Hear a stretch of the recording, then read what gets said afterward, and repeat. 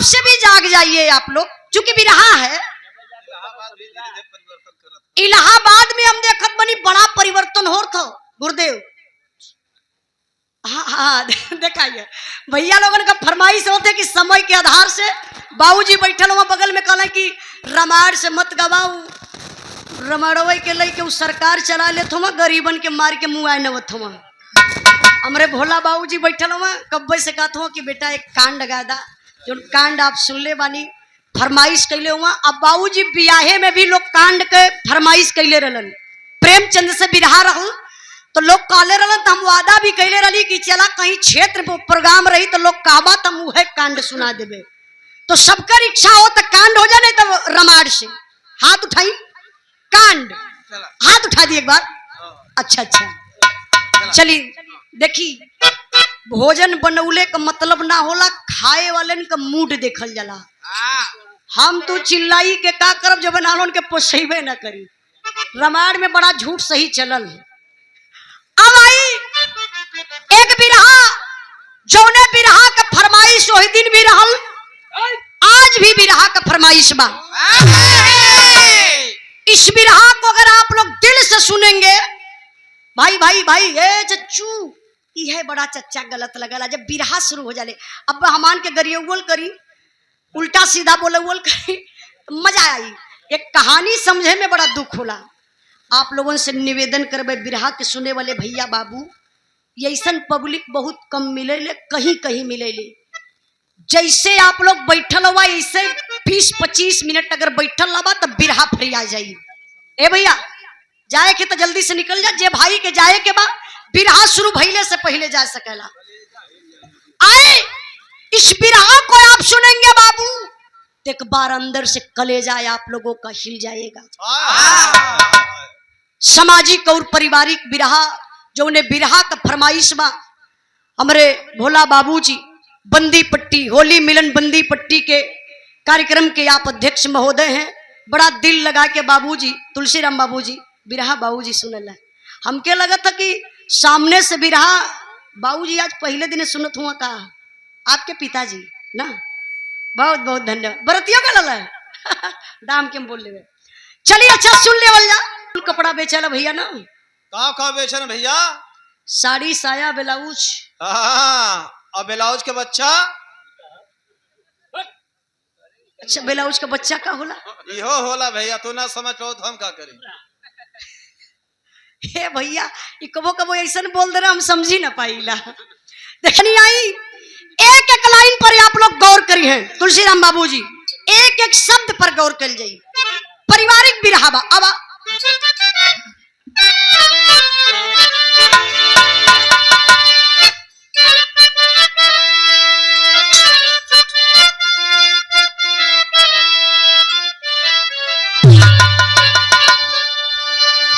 यही धन है लेकर धर्म डोब जाता,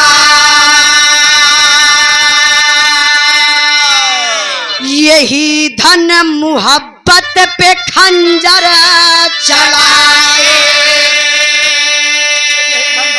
यही धन धरोहर समझ करे के दुनिया मनुजता की देवी को सूली चढ़ाए, खुदा की खुदाई को क्यों छीनते हो, अहम की बहम तुम मिटा कर के देखो, अरे सदा घर उजारे हो नफरत बेचारे, जरा घर किसी का बसा करे के देखो,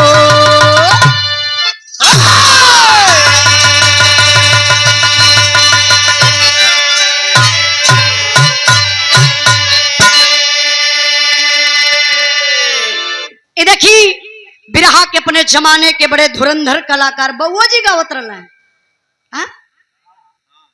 अच्छा देखी कहा जाला कि बांस के जरी बसवे जामला। वाह कहता तो हम ठूठा हो जाना भैया। देखिए, बहुत बहुत आपके धन्यवाद रामनाथ बाबूजी, हमारे तुलसी राम गुरु जी के आप पिताजी। आपके तरफ से पुरस्कार न बल्कि हमारा बदे आशीर्वाद बा। आपके चरणों में बहुत बहुत प्रणाम, आशीर्वाद कचा रही। तनी बिरहा पर ध्यान दें बाबू। आज जमाना लोग कहेला कि जमाना जलत बा, लेकिन हम बताइला जमाना नहीं, इस जमाने के लोग जल रहे हैं। लोगों के अंदर आग है, आग जलन है, अहंकार है। जमाना कैसे जरता? आग उहे बा, पानी उहे बा, हवा उहे बा, पाताल उहे बा, रोशनी उहे बा, दिन रात उहे बा। जमाना कहाँ जल रहा है? नहीं, आज इंसान से इंसान के नफरत बा। बोला बाबूजी, आप काहे नया कुर्ता पहले बाड़ा? हम सिया ना पाई, हमरे संवर ना बा, लेकिन सोचब पूरा हम कि तोहार फाड़ के फेंक दे। बड़ी ऊंच सोची बा। हम ही सोचब कि तोहरे कुर्ता पे पान खाए के थूक दे ताकि तोहार कुर्ता खराब हो जाए, लेकिन नहीं मेरे बाबू, जलिए मत, बराबरी करिए। इस समाज के जलन को देख करके हमारे गुरुजी माननीय प्यारे लाल कवि जी बड़ी ऊंची लाइन लिखलन का।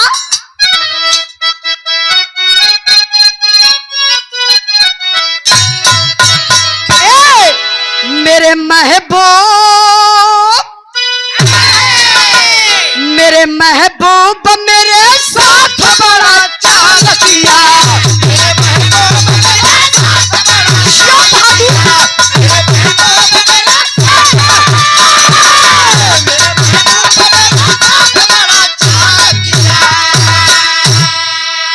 देश की चोट, देश की चोट से जिगर का शीशा टूट गया।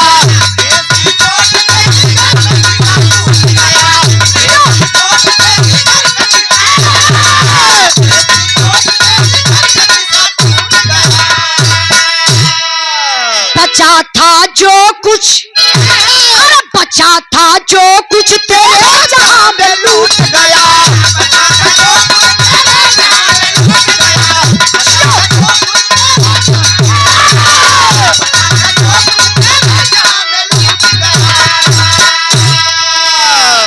कहानी पर तनी आप लोग ध्यान दें।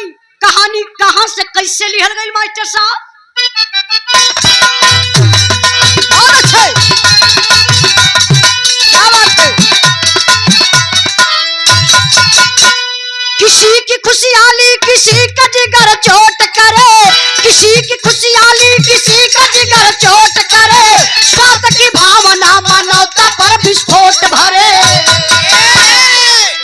खुशी को छीन करके खुशियां मनाने वाले, खुशी को छीन करके खुशियां मनाने वाले, पुष्प को पाते ना चमन को जलाने वाले। कहानी यही से शुरू हो गई बा। बाबूजी गलवा पर से हाथ उठा हटा ले, इससे निगेटिव एनर्जी अवेले नहीं। ध्यान दे लगे, गाले पे हाथ मत रखे। दादो कहिए उजलवा हमरा ही फेरा में पड़ली हो। कब का फिर धैर्य ध्यान से देखत हूँ। का देखत हूँ तू? हाँ, बहुत बहुत धन्यवाद। गाले पे हाथ मत रखल कहीं, हमार बात मानी। ध्यान दई, कहानी कहां से लिखल गई? अपने उत्तर प्रदेश से सटा हुआ प्रांत बिहार, बिहार के रहे वाला दूगो भाई, सगे भाई हुआ, डायमंड भैया भाई हुआ कि ना आपके पास? ध्यान दिया बिरहा पे। 3 भाई हुआ ना, ये 2 भाई का बात हो। 2 भाई, दोनों भाई का बियाह हो गल बा। बड़के भाई के 3 गो लड़का, छोटके भाई के 1 को औलाद ना। शादी के 10 साल बीतल बा।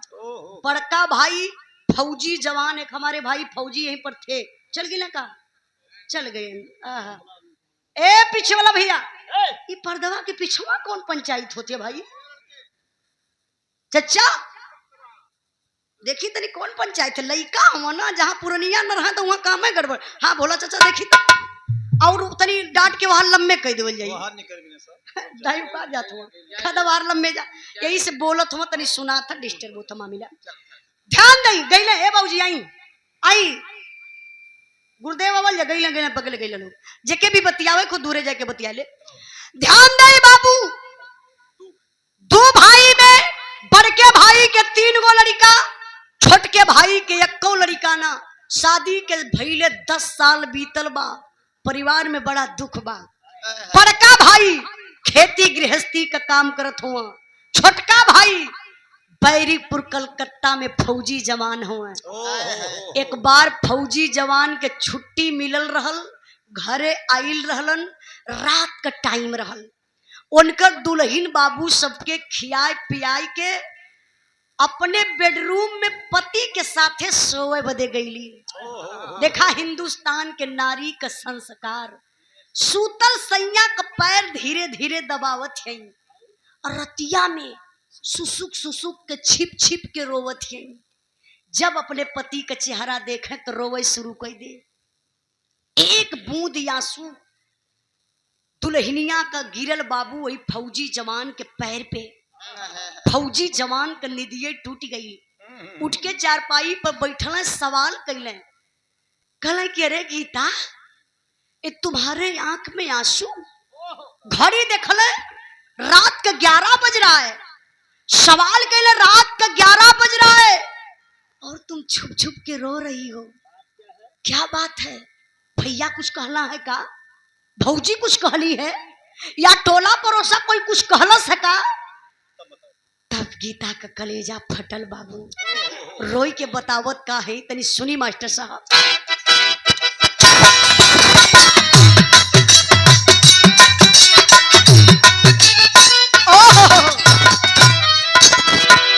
माहुर लियाई देता हमारा के खियाई देता,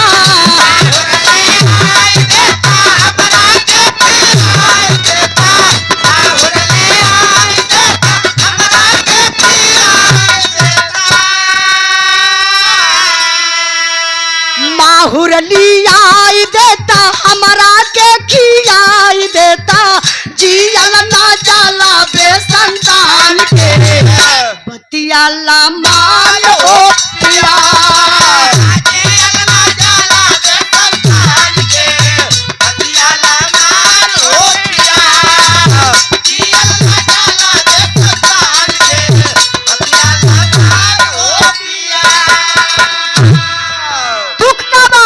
गोड़वा जेठान जी के पारा नहीं भूलिया,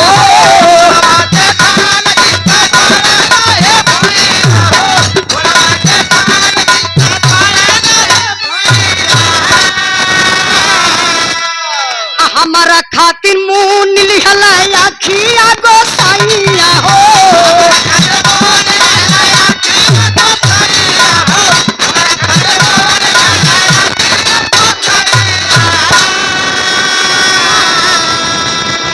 मर्जी का विधाना के विधान के बतिया लमान हो पिया। ध्यान दे बाबू, यह दर्द बा भैया। भैया आप लोगों से निवेदन बा 15 मिनट ऐसे बैठल ला, प्लीज उठा बैठी मत करा भैया। हाँ दादा 15 मिनट मात्र खाली सुन ले जा। के बोला हुआ छोड़ा बाजाए तो वहीं से सुने था। राय दरा दो बैठे दो ए भाई, समय में बांधल है उजाला। ध्यान दे बिरहा पर, ध्यान दे बाबू। दर्द बा गीता रोवत गई, काली पति देव का बताई हमरे बदे तो भगवानों का आंख मुनाई गई। तोरे भैया के 3 गो लड़का में तो हर भौजी जब हमें देखली ना बोली कहली बाझिन बा, बझनिया का आंख के सामने पड़त बा, एक दिनवा में सुबेरे देखेला तो पूरा दिनवा खराब हो जाला। जियत का बा जाए के कहीं जहर माहुर खाई के मर जा। यह दर्द बा पति देव, यही से कात बनी लिया के जहर दे देता, खाई के मर जाती। बारे फौजी जवान दूसर कोई मर्द रहत तो अपने औरत का बात सुन के जाए के भौजाई के मारत 4 तमाचा, लेकिन हई फौजी जवान का देखा धैर्य बना ललन। तुम दुनिया का सबसे बड़ा धन बा धैर्य। घबराहट में बड़ा गंदा काम हो जाला, बड़ी गलती हो जाले। कभी भी अगर आपके अंदर गुस्सा आवे, क्रोध आवे, ये हमार मूल मंत्र आप लोग ले लें, खाली धैर्य बनाए ले, शांति बनाई। गुस्सा शैतान होला। अब देखिए फौजी जवान अपने आप के धैर्य बना लेलन, अपने दुल्हनिया की अकवारी में पकड़ लें, हई अखिया कयसिया इसे पूछले, पूछ के दुल्हनिया के समझावत हूँ। डायमंड भैया देखा कैसे समझावत हो मास्टर साहब।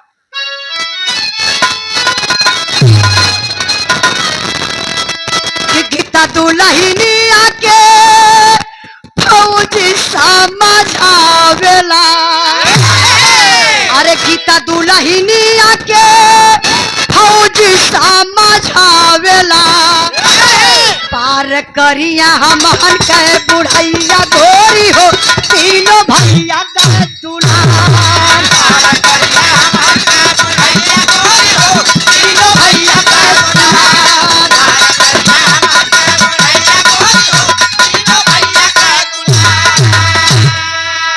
सुन तरल बतिया विधाता खुश भाईल, आया मामा की डरिया पे पौरव लागी गाइल,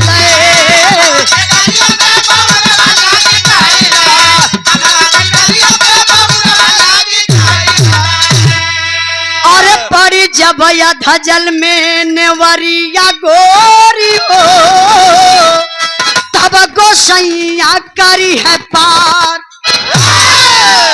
देखा ये फौजी जवान का संतोष, कहना गीता पगली रो मत, चिंता मत करो, अरे पगली हमरे लड़का ना हम त कहा, हई भैया के 3 गो लड़का हम ना, यही भैया के तीनों लड़कन के अपन लड़का मान ला, दिल में अपन लड़का मान के तीनों लड़कन के सेवा सम्मान करा। बुढ़ाई में भैया का तीनों लड़का हमन के कामे आई है। अब पगली मालिक का बगिया बा, अरे भगवान ना दी है तो जबरी कहीं से लियावल जाई, भगवान के देन बा। भगवान फूल खिलई है तो फल मिलबे करी, लेकिन टेंशन मत ला। देखा दोनों प्राणी संतोष कह गईलन, बारे दुनिया के मालिक लगत बाई बतिया उ मालिक सुनत रहले। वो समय आल नहीं रहने। प्लीज शांति, ओम शांति। हाँ उस समय कौन नेट का जमाना चलत रहा कि भगवान आल नहीं रहना, ई बतिया उ मालिक सुनत रहले। बाबू वही यैला में गीता के गर्भ रह गए। देखा खुशी, अब मालिक का मर्जी। 10 साल के बाद गीता गर्भवती हो गई, बड़ी खुशी बा। 3 महीना बीतल बा। जब 3 महीना बीतल, यार फौजी जवान के छुट्टी का डेट पूरा हो गल। फौजी जवान अपने ड्यूटी पर चले का तैयारी कैलन, रोड पर गयल हुआ, परिवार के लोग भी पहुंचावे बदे गयल बा। जैसे आप लोगों के हाईवे बा हंडिया वाला, यही लोग पहुंचावे ऐसे गयल बा, यही मत समझिया। अब परिवार के लोग अगले बगले खड़े बा, अब इन बस यही में 10 मिनट का टाइम बा। फौजी जवान अपने परिवार के दुल्हनिया के समझावत हुआ। अच्छा समझावत कैसे हुआ, तर्ज बड़ी प्यारी लगल बा मास्टर साहब। तर्ज के छोड़ी भाव बा मास्टर साहब। माल डरिए में चलल, माल डरिए में चलल,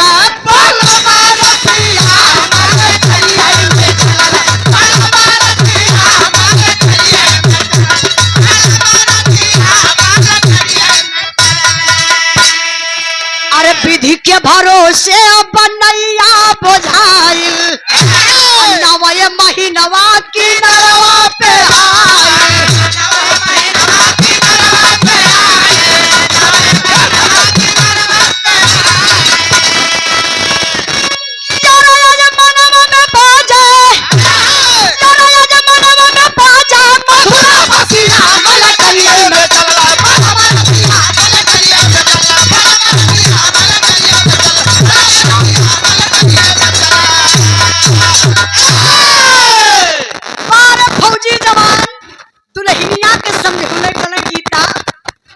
मालिक गर्भ डाले हुआ ना कि पत्थरे पर दूब उगल बा, तनी संभाल के रहा, कोनो दिक्कत ना हो पावे।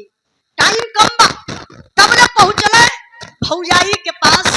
देखा भाई भौजाई का मोहब्बत अकवारी में पकड़ले, कहले भौजी हम तो जात हिला, देखा गीता के कोनो दिक्कत हो न पावे, कोनो गढ़ू सामान उठावे मत दिया, और तनी टाइम टाइम से इलाज करौले जिया भाभी, टाइम बहुत कम बा। भैया के यहाँ गए, कहला भैया यहाँ बा, तोहरे भरोसे गीता के छोड़ के जाते ला। भैया अगर कोनो दिक्कत देखिया एक फोन हमके जरूर करिहा। ये इतने में बाबू बस आई गई, फौजी जवान बस में बैठलन, पहुंचले कहाँ, बैरिकपुर कलकत्ता। फौजी जवान ड्यूटी पर, हर समय बीतने लगल 3 महीना से 4 महीना, 4 5 6 7 8 9, 9वां महीना का मतलब 9वें महीना में नारी लोगन के बच्चा पैदा होला, प्रसव की बेला है, डिलीवरी होने वाली है, पेट में हल्का हल्का दर्द है, हल्का हल्का ब्लड चल रहा है। उसी वक्त गीता के जेठान उर्मिला के बिस्माद पैदा हो गए, ओके जलन होके लगल। सोचे लगल कि गीतवा 10 साल के बाद ये तो गोल मार दलस, एकरे चाहे बिटिया होई चाहे बेटवा, ये तो आधा हिस्सा बटवा ले, झगड़ा करे शुरू कैलस। आप लोग सोच सकीला बाबू जकरे पेट में दर्द बा, प्रसव पीड़ा बा, वो कितना झगड़ा कर पाई। गुस्सा कई के झगड़ा कई के उर्मिला जेठान है बाबू ये है अवस्था में अपने नैहरे चली गई, फोन कई के अपने पति मोहन के बुलौलस। मोहन गईले कहना कि उर्मिला गीता का हालात गंभीर बा, डिलीवरी होके वाली बा, और तू नैहरे चली अइलू। अब तो गुस्सा में लाल न बा, लगल वही दुआरे तर तर तर तर जुबान लड़ावे, कलस तारा शरम बा कि ना, कुछ पता बा। मोहन कहला का बोल का सुन ला, 10 साल के बाद गीतवा के बच्चा पैदा होके वाला बा, चाहे बिटिया हो चाहे बेटवा, वो आधा हिस्सा बटवा ले। कहले अरे पगली सोहन हमार छोट भाई है न रे, भगवान के घर से आधा सोहन का बा, आधे न हमार बारी। कहला सुना सुना, जवन बड़का भाई भयो वाली भैल बाटा, जिंदगी भर खेते में खटीला हम, सोहन खाली ड्यूटी से रुपएवा न भेजवावेलन। कही देखैला अगर गीतवा के जिंदा बच्चा पैदा हो जाई, यही नैहरे में जिंदगी बिताए दे, तोहरे घरे मुंह दिखावे ना आई। अब भैया यही से कहा जला तुलसीराम बाबूजी कि मर्द लोगन के कौनो कमजोर नस होले, जौने मर्दे का मेहरारू नस पकड़ रहलस, वो है मर्दे की जिंदगी चौपट, कौने मर्द नसिया जौन धराई एक भोलानाथ इधर, एक भोलानाथ बाबूजी उधर बैठल हो। आई बिरहा कहाँ पहुंचल ले भैया,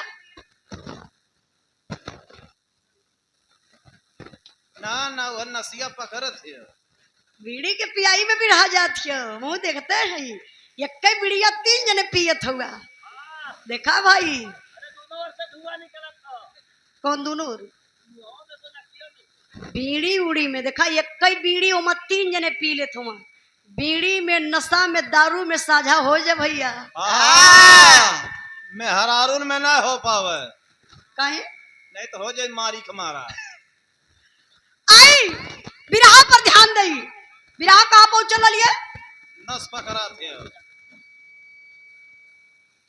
हाँ ऐसे बतावल करी, कुल हमारे जिम्मेदारी थोड़ी ना हो, जिम्मेदारी जाए आपो लोगन का, हम गौले का जिम्मेदारी लहले बनी तो आप लोग सुनले का जिम्मेदारी लहले बनी। बिरहा जहाँ हमार गुरुदेव भुलाई वहाँ यही लोगन से हम पूछब कि देखी कितने ईमानदारी से लोग सुनत हो। आई अब यहाँ से हम बता देला, आप से लोग ध्यान दिए।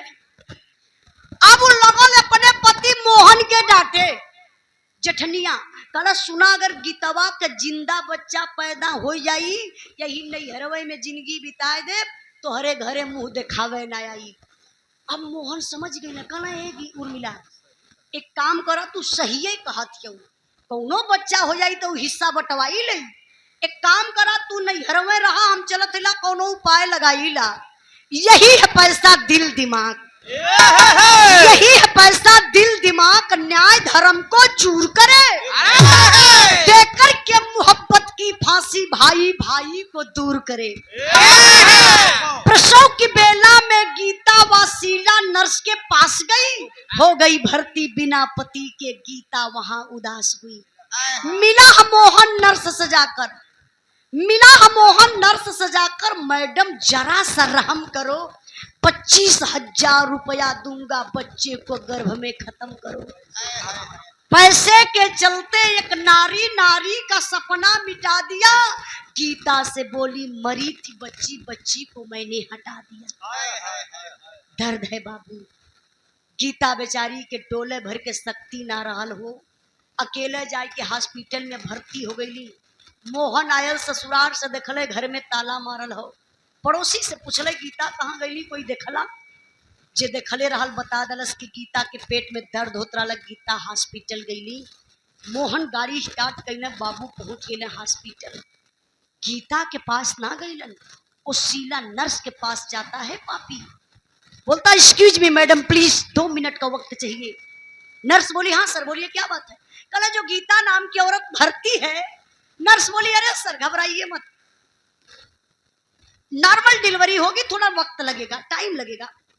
मोहन कहला मैडम यही तो टेंशन है।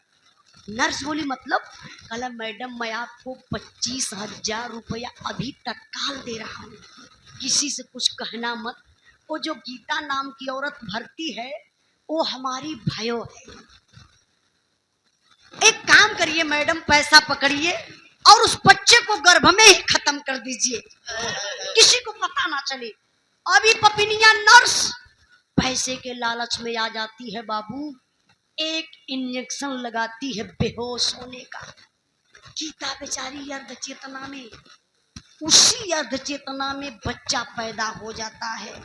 बारे दुनिया के मालिक जो ने बचवा के मारे बदे पलान चलत बा, और मालिक का मर्जी देखा बेटा पैदा भइल जिंदा, लेकिन वो पपिनिया नर्स चाल का धलस।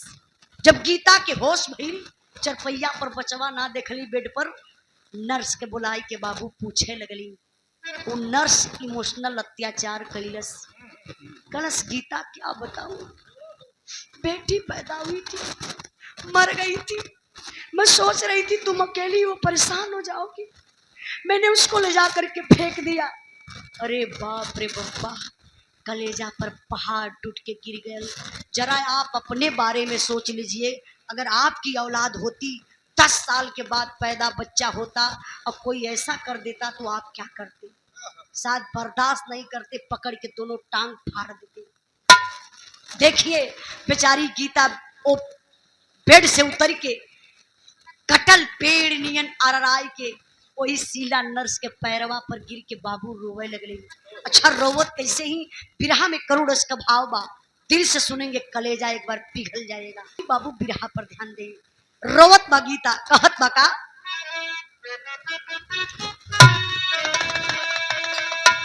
देहली जाना माना खेला वाले का भागी भाई, हर जहरा का सुइया लगाई दे तू बहिनी, हमके पढ़ला बाकी सैया के पढ़ला लाल, हर हमके बुआ के दिखाई दे तू बहिनी, मुहावा के चुमी ले कोरा में खिलाई ले, अरे भाई जी के हम बोला भाई दे तू बहिनी, अरे भाई जी के हम बोला भाई दे तू बहिनी, अरे भाई जी के हम बोला भाई दे तू बहिनी।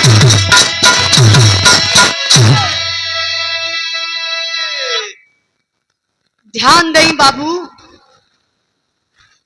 गीता बेचारी के डोले भर के शक्ति ना रहल हो बाबू, नर्स के पैर पे गिर के रोवे लगली। कली मैडम मैं बहुत बड़ी अभागन हूं, मेरी मरी हुई बच्ची दे दो, मैं अपने नजर से देख लूं।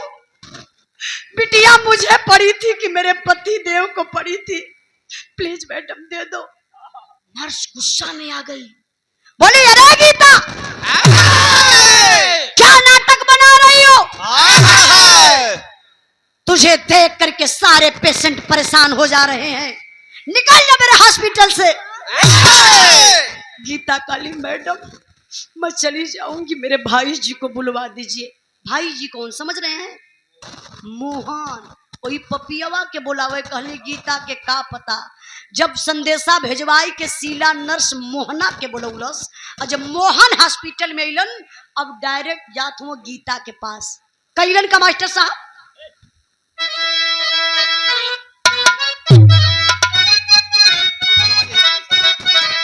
अरे मोरे राम मनवा जहिया पैसा पर बिकी, धर्म इंसाफ वही क्या सुत जाई का फनवा, का फनवा, का फनवा।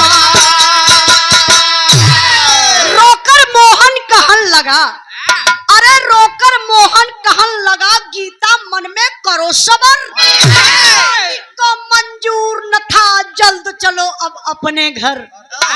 मोहन कहने गीता मुझे पता है बेटी पैदा हुई थी, मर गई थी, चलो वापस घर चलते हैं। गीता काली भाई जी कौन मुहवा लेके घरे जाई, अब ले तो लोग बाजिन बाजिन कहला, लेकिन आज के बाद से हमके लोग पापिन कही। जन्मौलस बचवा के हॉस्पिटल वही में खाए गई। भाई जी आप जाई, हमार बिटिया मर गई, तमहू यार कहीं आत्महत्या कर लेवे। मोहना समझ गल एकर बच्चा मर गल हो, वही शोक में इहो मर जाई। सोहन का फोन आई, भाई छोट बा बात हमार मानेला, इतने ते कहे के बाद कि बेटी पैदा भइल, डिलीवरी टाइम इतना पेट में दर्द रहल, जच्चा बच्चा दोनों सथों में खत्म हो गईलन। यह सोचत मोहन गाड़ी स्टार्ट कैले, बाबू अकेले घर के तरफ चलत हुए। गीता बेचारी बेसहारा हो गई, हॉस्पिटल से निकल के कुछ दूर पर जाती है, सड़क उस पार सोचती है आत्महत्या कर लूं, लेकिन बताया जाता है बाबू मांगल मौतियो ना मिले ले। एक बार अंदर से कलेजा झकझोर दलस, मैं तो बेटी की मौत नहीं बर्दाश्त कर पाई, मरने जा रही हूं, और मेरे पति दो दो मौत कैसे बर्दाश्त करेंगे। एक बार बात कर लेती हूँ तब आत्महत्या करती हूँ। पारे गीता आखिरी फोन अपने पति के पास लगाती है, रोने लगती है और कहती है, क्या कहती है मास्टर साहब?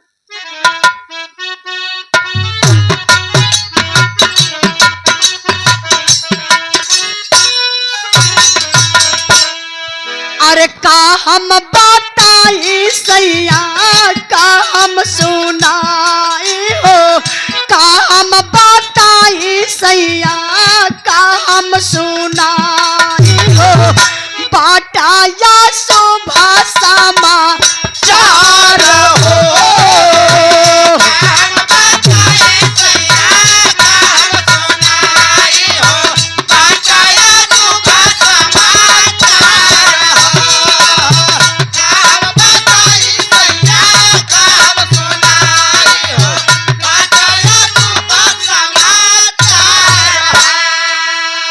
जन्मल सुगनावा के नरसा पापिनिया हो, जन्मल सुगनावा के नरसा पापिनिया हो, हमके जाना ला दियल मार हो।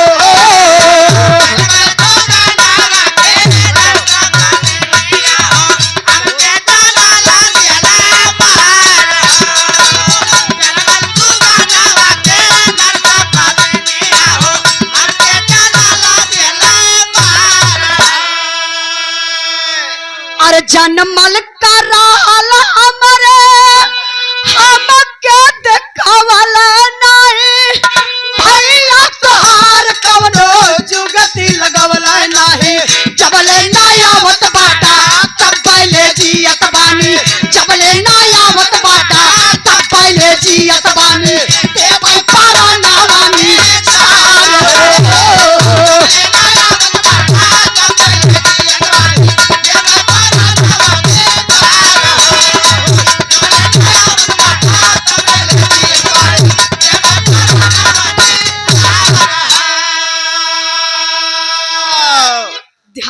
हैं बाबू। बेचारी गीता फोन पर रोवत बा, पति देव मैं मर गई हूं, मैं एक जिंदा लाश बन के जी रही हूं। फौजी जवान कहला, गीता अरे पगली तू रो रही है, क्या हुआ गीता? बोलना साफ साफ, क्या हुआ, क्यों रो रही हो गीता? मेरी कसम तुझे साफ साफ बताना होगा गीता। गीता कहली, पति देव मैं अर्ध चेतना में थी, बच्चा पैदा हुआ, रो रहा था, वो आवाज मेरे कान तक गई थी, लेकिन ये पता नहीं है बेटी पैदा हुई थी कि बेटा। वो नर्स हमसे कह रही थी कि बेटी पैदा हुई थी और वो मर गई थी, उसको मैंने फेंक दिया। पति देव मैं अपने नजर से अपने बिटिया को नहीं देख पाई, अब बस फोन कटेगा मैं आत्महत्या कर लूंगी। फौजी जवान के अंदर से खून खौल गया। कले गीता अरे पगली बेटी पैदा हुई थी, बेटी न मरी। अरे मैं तो अभी जिंदा हूं ना, तुम टेंशन क्यों ले रही है रे पगली, मरने की बात कर रही है? सुन मेरी बात। पारे फौजी जवान बिरहा के करुण रस में गुरुदेव देखल जब बीरस का भाव आयल, फौजी जवान गुस्सा में लाल, वही फोनवा पर गीता के कहलन का,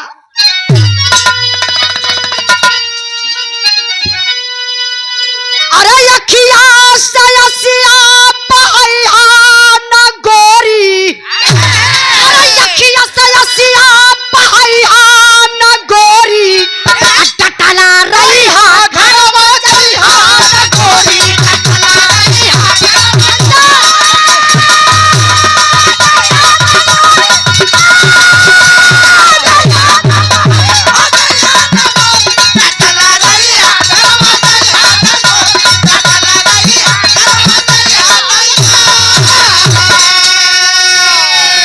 किस्मत का कागज कोई कैसे फाड़ी, कसली हलावा दी पकड़ लगारी,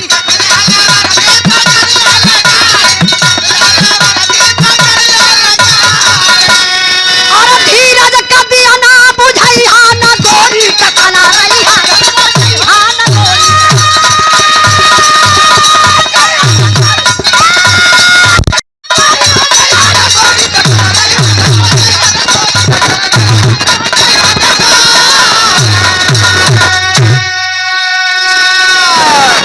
तनी बिरहा पर ध्यान दई।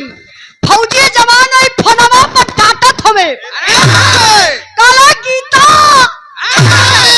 मेरी कसम पगली एक कदम आगे मत बढ़ाना, मैं तत्काल गाड़ी पकड़ता हूँ और तुम्हारे पास पहुंच जाता हूँ। बारे फौजी जवान तत्काल छुट्टी लहलन।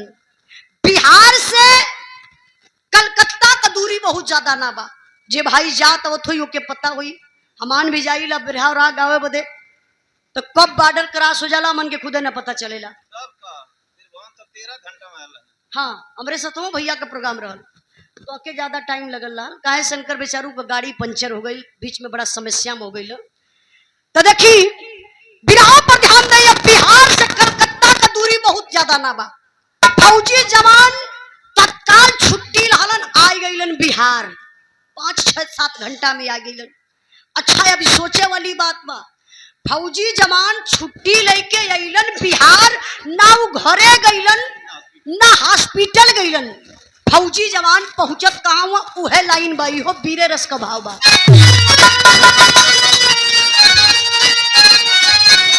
अरे मेरा दरोगा से नहर तक काला डाला में काला बा, नर्स को पूछल रास्ता में काला बा।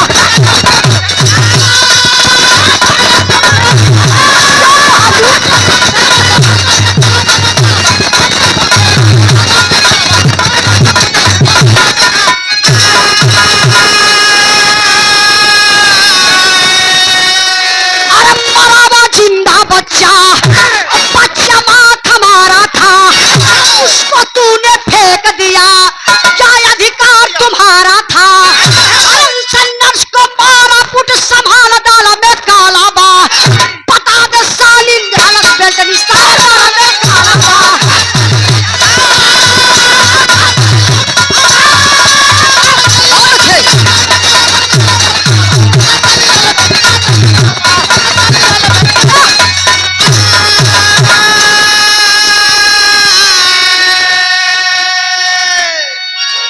5 मिनट ऐसे और आप लोग समय दें, अपन ध्यान दें, 5 मिनट और हमारे बिरहा बा।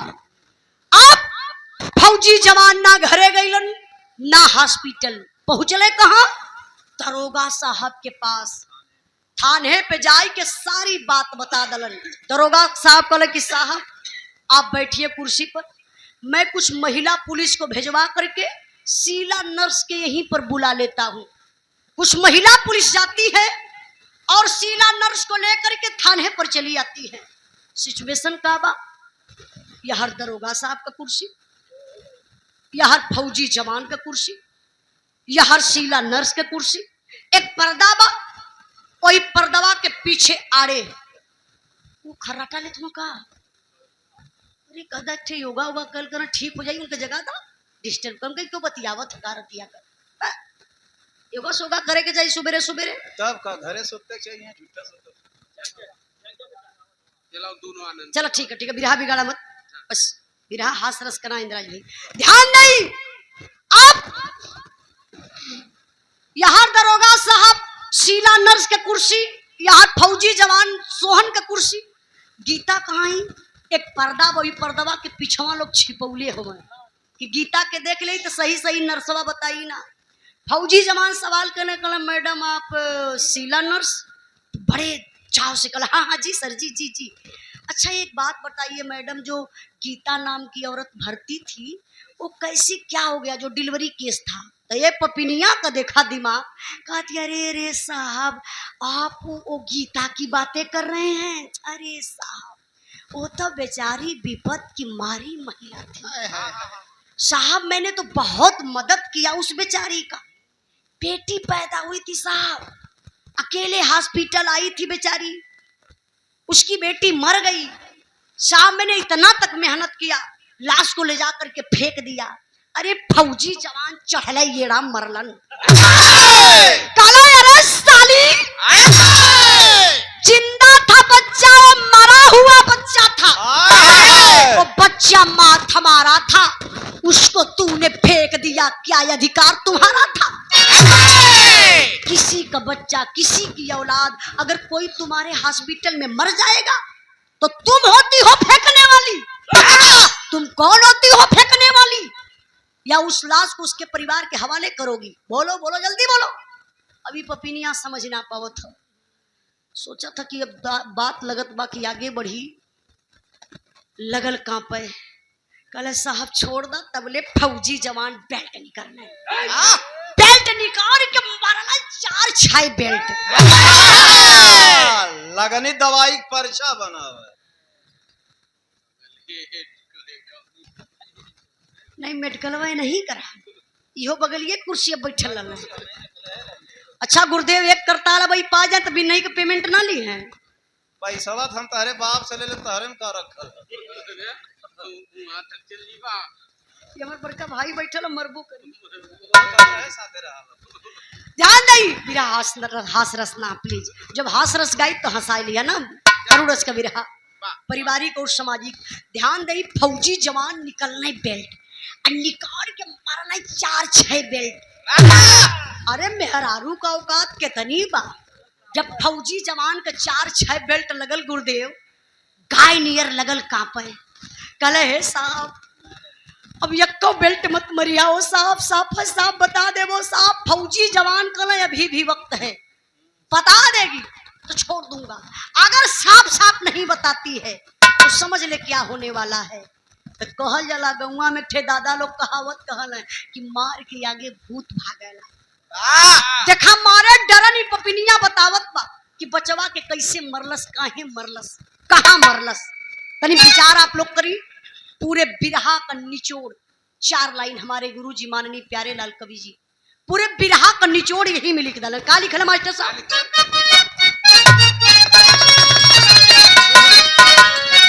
भाई के आगे मौत भी लाइले दुनिया में बाबू, छोटे छोटे पापियन का कावन रे ठेका,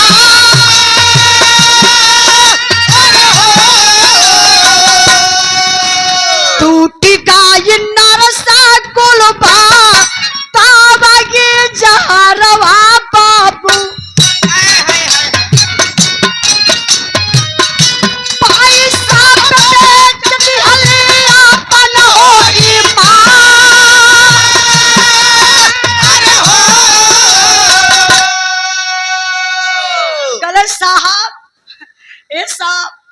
हमार गलती तनिको ना बाओ साहब। फौजी जवान कहना किसकी गलती तब है? कहा साहब हम पैसा के लालच में आए के दुनिया का बहुत बड़ी गलती कैली। फौजी जवान कहना पैसा? कैसा पैसा? कौन दिया पैसा? तभी पपिनिया बतावत बा कैसन पैसा के दहले बा मास्टर साहब। तो हर बड़ा का भैया दहल हम के रुपया साहब। गार भन मारा बात बाबुआ कैसा।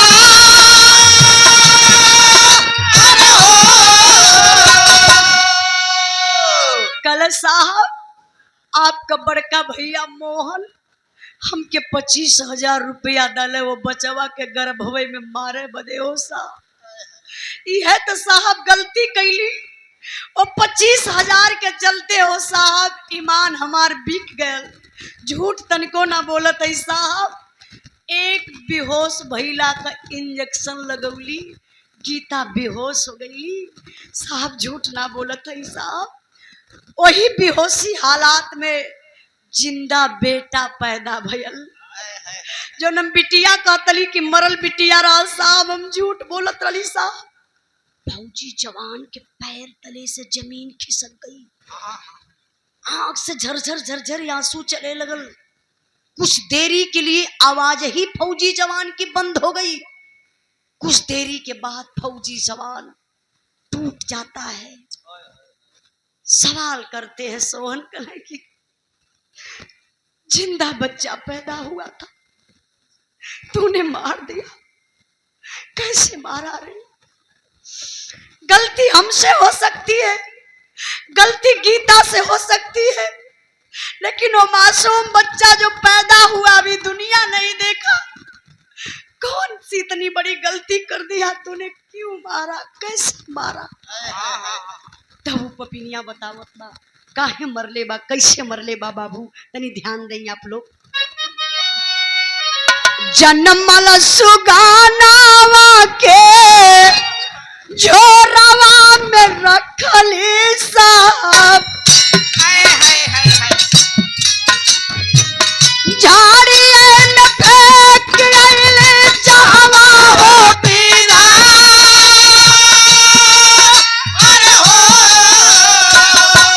पुलिस फोर्स साथे चलली नरसवो पपिनिया बाबू। झाड़िए की ओर अइले जाबा दुखमा।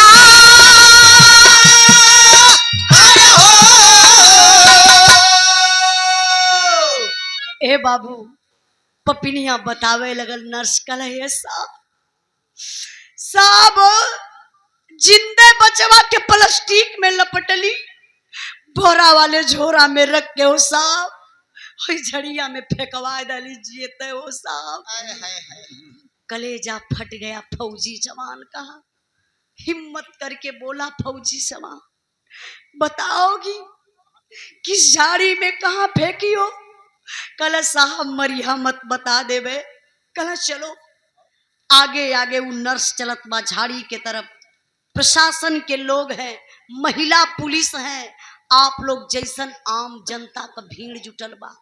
अगर आप लोगन के पता चल जाए सुबेरे का कहीं कि कोनो बच्चा झाड़ी में फेंकल मिलल हो तो अपन काम काज छोड़ के आप लोग पहुंचबा जरूर। भीड़ बड़ी अपार बा। तब ले भैया हो माई के पता चलल गीता के हमरे बचवा के पपिनिया प्लास्टिक में लपेट के बोरा वाले झोरा में रख के झड़िया में फेंकले बा। माई पागल हो गई, पूरी भिड़िया के चीरत फाड़त गीता सबसे पहले निकल गई आगे। और जब आगे माई जात है तो पहुंचली कहाँ? वही झाड़ी के किनारे। अब गजब हो गया, इतना दूर से वो देखात बा झड़िया में झोरवा, झोरा तबा, लेकिन गजब का होत बा वो झोरवा के यारी यारी ऐसा दृश्य देखे के मिलल कलेजवे फाट गल हो भैया। वो दृश्य का रह तनी आप लोग विचार करें। अब चार कुत्ता झोरावा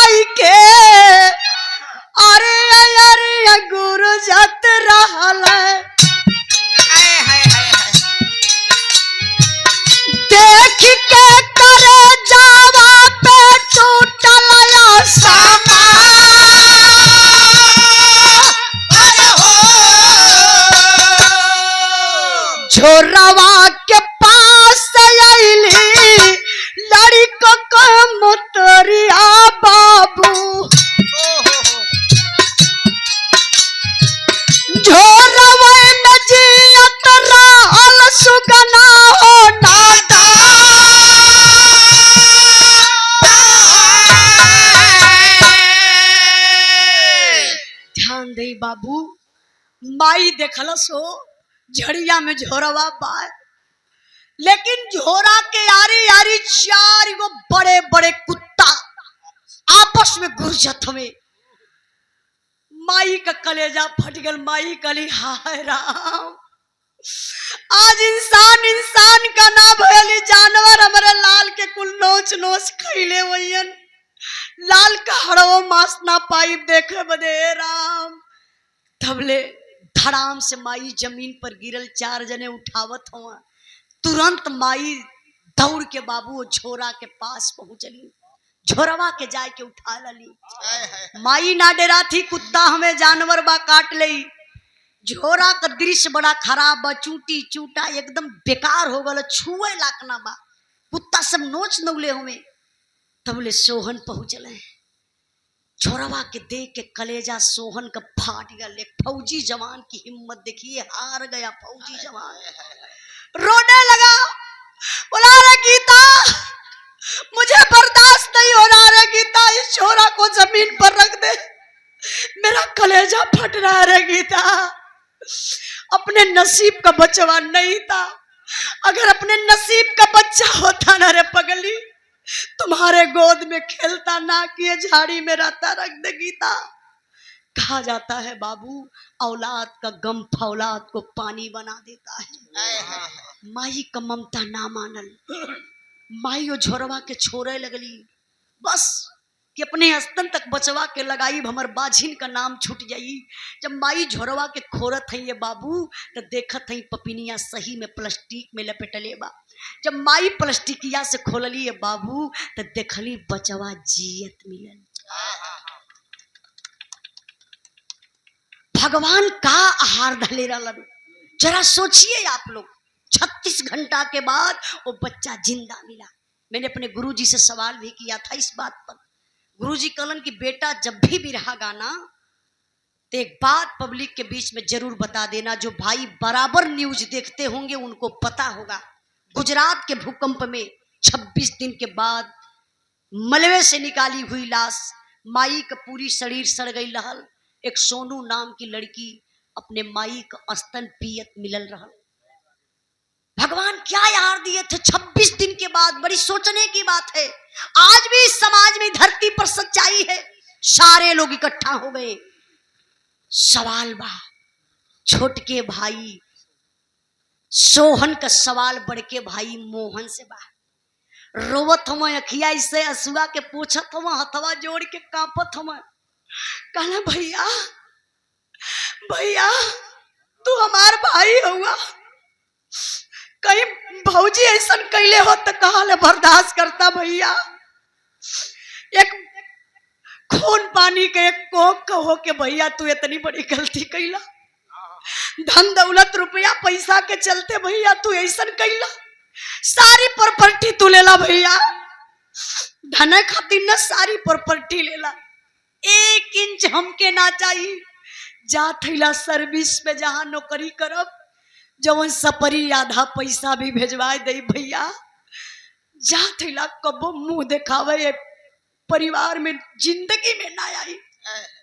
गलती से भी आ जा भैया ना तो के डर हो जाई, भाई है आए गल हिस्सा बंटवा ले।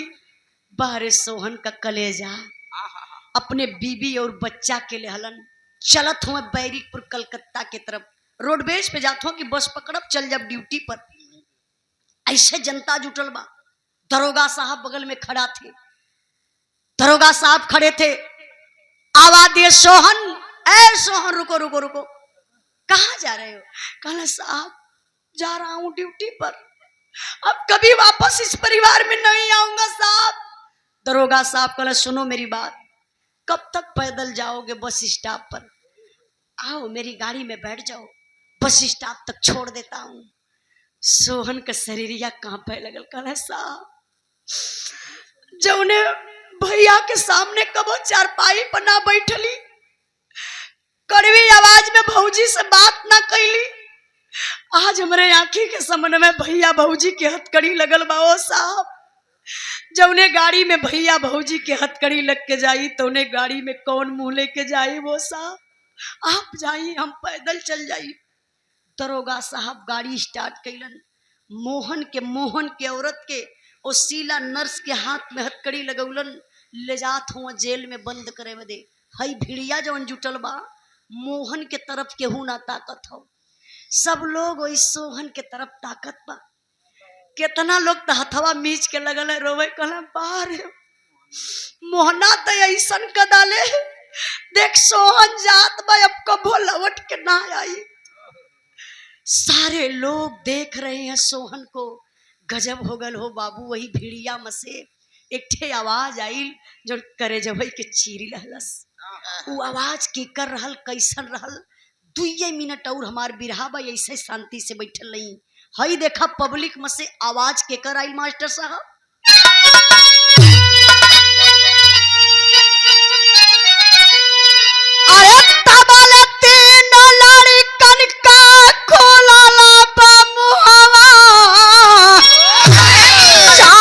छोड़ी के भात जमन के डाला चमवा।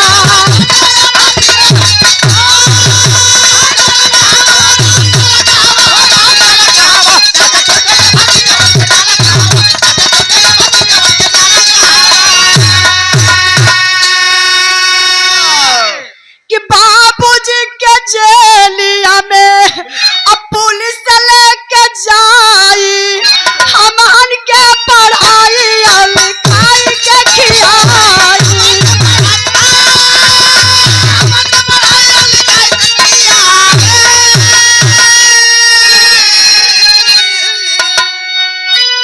ध्यान दें बाबू, जोर से आवाज आई उसी पब्लिक में से, चाचा अरे चाचा अरे चाचा अरे चाचा। आवाज किसकी थी पता है? मोहन के तीनों लड़िकवन का।